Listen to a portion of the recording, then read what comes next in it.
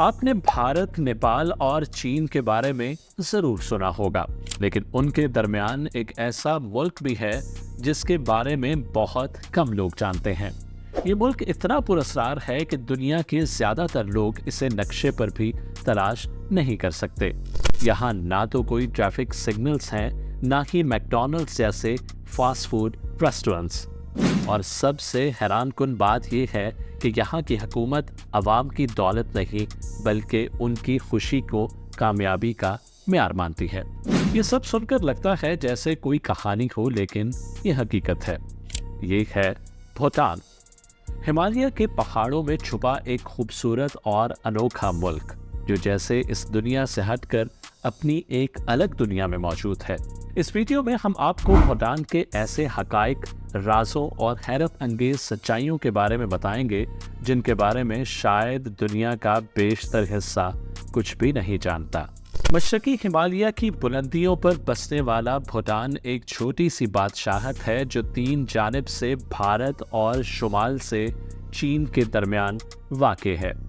सिर्फ 38,000 मुरब्बा किलोमीटर के रकबे पर फैला ये मुल्क देखने में छोटा ज़रूर है, लेकिन सादगी से भरा हुआ है।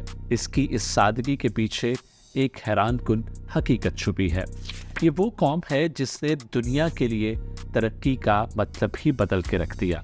भूटान की कौमी शनाख्त का मरकज़ एक मुनफरिद नज़रिया है जिसे ग्रॉस नेशनल हैप्पीनेस यानी कौमी खुशी का मजमूई पैमाना कहा जाता है। ये तरक्की का एक ऐसा फ़लसफ़ा है जो सन 1972 में भूटान के चौथे बादशाह ने दुनिया के सामने पेश किया। उन्होंने एक जुमले में पूरी दुनिया के तरक्की के तसव्वुर को चैलेंज कर दिया। उनका कहना था, कौमी खुशी कौमी दौलत से ज़्यादा अहम है। ये कोई आम नारा नहीं था बल्कि एक ऐसा जुर्रतमंदाना ऐलान था जिसने मुल्क के निज़ाम हुकूमत को नई राह दिखाई। सिर्फ दावे तक महदूद ना रहते हुए भूटान ने 2008 में अपना आइन बाकायदा तौर पर तब्दील कर दिया और ग्रॉस नेशनल हैप्पीनेस को सरकारी तौर पर तरक्की की पैमाइश का मेयार बना दिया गया। दुनिया भर में तरक्की को आम तौर पर सिर्फ मईशत की बुनियाद पर यानी GDP के जरिए जांचा जाता है, लेकिन भूटान ने एक नया रास्ता चुना। उसने तरक्की को 4 अहम सतूनों पर परखना शुरू किया: पायदार समाजी और मुआशी तरक्की, माहौलियाती तहफ़्फ़ुज़, सकाफ़ती विरसे की हिफाजत और बेहतर अच्छी हुक्मरानी। 2015 में होने वाले एक कौमी सर्वे के मुताबिक भूटान की 91% आबादी ने खुद को खुश करार दिया। ये एक हैरत अंगेज बात है, ख़ास तौर पर इसलिए कि भूटान की फ़ीकस आमदनी दुनिया के मुकाबले में बहुत कम है, लेकिन इसके बावजूद यहाँ के लोग अपनी ज़िंदगी से मुतमईन और खुश हैं। लेकिन भूटान की खुशी से वाबस्तगी सिर्फ समाजी और सकाफती सतह तक महदूद नहीं, बल्कि ये माहौलियात के मैदान में भी दुनिया से कहीं आगे है। भूटान की 70% से ज़्यादा ज़मीन जंगलात से ढकी हुई है, जो कि इसके आइन में दर्ज कम से कम 60% के मेयार से कहीं ज़्यादा है। जंगलात के तहफ़्फ़ुज़ को यहाँ सिर्फ एक असूल नहीं बल्कि एक कौमी फरीज़ा समझा जाता है। 1999 से भूटान में तिजारती बुनियादों पर लकड़ी काटने पर मुकम्मल तौर पर पाबंदी आयद कर दी गई है, जिसका मतलब है कि यहाँ के दरख्त पूरे मुल्क के कुदरती हुस्न और माहौल के निगहबान बने हुए हैं। ये घने जंगलात एक अजीम कार्बन सिंक का किरदार अदा करते हैं, यानी ये हर साल तकरीबन 60 से 90 लाख टन कार्बन डाइऑक्साइड जज़्ब करते हैं, जो कि भूटान की सालाना कार्बन पैदावार से कई गुना ज़्यादा है। भूटान की सालाना कार्बन गैसों के अखराज का तखमीना सिर्फ 15 से 22 लाख टन के दरमियान है, और यही वजह है कि ये दुनिया का वाहिद मुल्क है जो कार्बन नेगेटिव है, यानी ये ज़मीन को आलूदा करने की बजाय उसे साफ करता है। ये माहौलियाती शऊर कोई इत्तफाकिया अमल नहीं, बल्कि भूटान के कवानीन और तर्ज़े ज़िंदगी में गहराई से रचा बसा है। यहाँ के साफ और शफाफ दरियाओं से हाइड्रो इलेक्ट्रिक प्लांट्स चलाए जाते हैं, जो न सिर्फ घरों को रोशन करते हैं बल्कि इजाफी बिजली भारत को बरामद की जाती है। ये बिजली लकड़ी जलाने जैसे पुराने तरीकों की जगह लेती है, जिससे न सिर्फ ईंधन की बचत होती है बल्कि घरेलू आलूदगी में भी नुमाया कमी वाक़ होती है।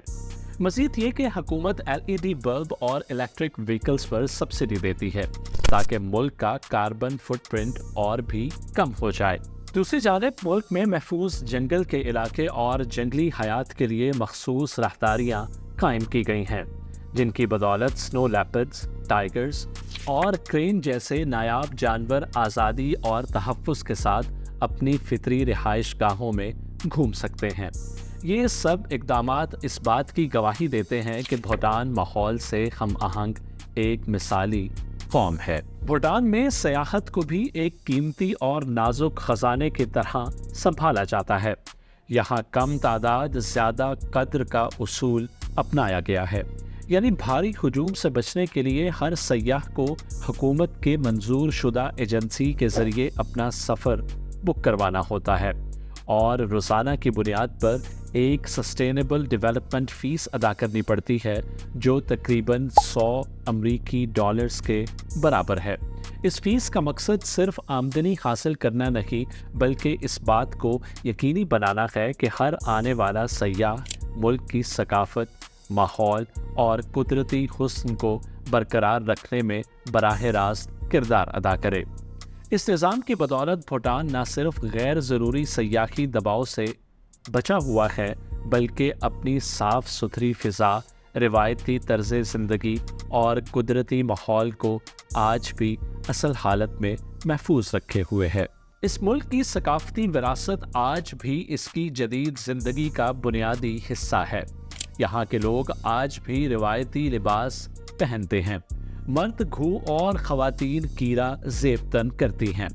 मुल्क की इमारतें सदियों पुराने तर्ज़ तामीर की अक्कासी करती हैं और मशहूर टाइगर्स नेस्ट मॉनेस्ट्री जैसी इबादत गाहें पहाड़ों की ऊंची चट्टानों के साथ नज़र आती हैं।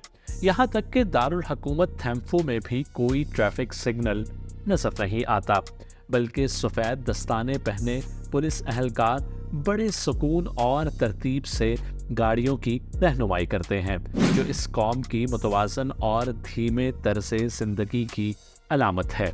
लेकिन इस खूबसूरत मंजरनामे के नीचे कुछ संगीन मसाइल भी छुपे हुए हैं। सन 2022 में नौजवानों में बेरोज़गारी की शरह तकरीबन 30% तक पहुंच गई थी, जिसके नतीजे में लोगों की एक बड़ी तादाद मुल्क छोड़कर बैरून मुल्क चली गई। सिर्फ 2023 में ही तकरीबन 1.5% आबादी ने हिजरत की। कोरोना वायरस के बाद सयाहत की सनत को शदीद धचका पहुंचा, बेरोज़गारी में इजाफा हुआ और गुर्बत ज़्यादा नुमायां हो गई। इन मसाइल से निपटने के लिए हुकूमत ने इजाफी हाइड्रो पावर को इस्तेमाल करते हुए बिटकॉइन माइनिंग का सहारा लिया। 2023 तक भूटान ने $600 मिलियन से ज़्यादा मालियत का बिटकॉइन हासिल किया, जो कि मुल्क की कुल मईशत का तकरीबन 30% था, और इसे सरकारी मुलाजिमीन की तनख्वाहें अदा करने के लिए इस्तेमाल किया गया। ताहम इस कदम पर माहौलियाती और मुआशी सतह पर तनकीद भी की गई, क्योंकि ये मुल्क के बुनियादी उसूलों, पायदारी और सादगी से टकराता महसूस हुआ। इन चैलेंजेस का मुकाबला करने के लिए भूटान अपनी तरक्की के फ़लसफ़े को नए दौर के तकाज़ों के मुताबिक कर रहा है, जिसे बाज़ लोग GNH 2.0 का नाम देते हैं। इसका मकसद ये है कि रूहानी और सकाफ़ती बुनियादों को बरकरार रखते हुए मईशत को मुतहर्रिक किया जाए और रोज़गार के नए मौक़े पैदा किए जाएं। इस तब्दीली की एक मिसाल दिसंबर 2023 में सामने आई, जब बादशाह जैकमे खसार नामगिल वांगचुक ने एक नए मॉडल शहर गैलाफू माइंडफुलनेस सिटी का ऐलान किया।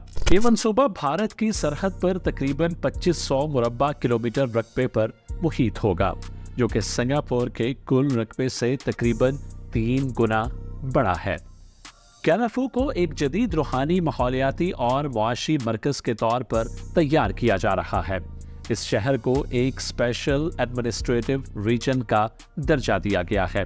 इस मुनफरिद शहर का नक्शा दुनिया के मशहूर आर्किटेक्चर ग्रुप जैसे आरोप BRK एंगल्स ग्रुप और सिस्ट्री ने तैयार किया है। इस शहर को 11 मुख्तलिफ अजला में तकसीम किया जा रहा है जो बुद्ध मत के मंताला उसूलों पर मबनी हैं। इनमें से एक नया बैनुल अक़वामी हवाई अड्डा, एक जदीद किस्म की यूनिवर्सिटी और टर्शरी मेडिकल साइंसेस पर मुश्तमिल हस्पताल, हाइड्रोपोनिक ग्रीन हाउस, रूहानी मराकबा का मरकज़, सकाफती मार्केट और एक हाइड्रो इलेक्ट्रिक डैम शामिल हैं। ये नया शहर 7 मुआशी शोबों के गिर्द तामीर किया जा रहा है, जिनमें spirituality, health and wellness, education, green energy and technology, finance and digital assets, agriculture technology, forestry and aviation logistics शामिल हैं। इन शोबों का मकसद मुकामी मईशत को फ़रोग़ देना है, गैर मुल्की सरमायाकारी लाना और नौजवानों की मुल्क से हिजरत को रोकना है। इस मंसूबे को 21 साल के मुख्तलिफ मराहिल में मुकम्मल किया जाएगा। इब्तदाई मरहले में शहर में 1,50,000 अफराद को आबाद करने का हदफ मुकर्रर किया गया है और बाद में इस आबादी को 1 मिलियन तक बढ़ाया जाएगा। इस मेगा प्रोजेक्ट की माली मुआवनत आलमी सरमायाकारी के साथ साथ मुल्क के अंदर मुख्तलिफ ज़राए से की जाएगी, जिनमें बॉन्ड्स, फिक्स डिपॉजिट्स और गैर मुकीम भूटानी शहरियों की सरमायाकारी शामिल है। ग्यालफू शहर को खसूसी कानूनी खुदमुख्तारी दी जा रही है ताकि वहाँ कारोबारी ज़वाबित और हकूमती निज़ाम को मौसर बनाया जा सके। शहर में कॉरपोरेट कवानीन सिंगापुर के तर्ज पर होंगे, माहौलियाती ज़वाबित अबूधाबी जैसे होंगे और एक मुकम्मल ब्लॉकचेन पर मबनी करेंसी TER को अपनाएगा, जिसे गोल्ड की हिमायत हासिल है। इसके साथ एक मुकम्मल तौर पर डिजिटल रिजर्व बैंक ORO भी कायम किया जाएगा, जो खुसूसी इंतज़ामी खित्ते के माली मामलात की निगरानी करेगा। तमाम इंफ्रास्ट्रक्चर, एयरपोर्ट्स, रेलवे, सड़कें मुकम्मल तौर पर काबिले तजदीद तवानाई से चलेंगे। ग्यालफू इंटरनेशनल एयरपोर्ट की इब्तदाई गुंजाइश 13 लाख मुसाफिर पर मुश्तमिल है, जो बाद में बढ़ाकर 55 लाख तक हो जाएगी। भारत से रेलवे राब्ता ज़ेरे तामीर है। तामीर में बांस, पत्थर और दरिया की चट्टानें इस्तेमाल होंगी। तमाम अवामी मकामात पानी जज़ब करने वाली सतहों पर मबनी होंगे ताकि सैलाब पर काबू और कुदरती वसाइल महफूज रह सकें।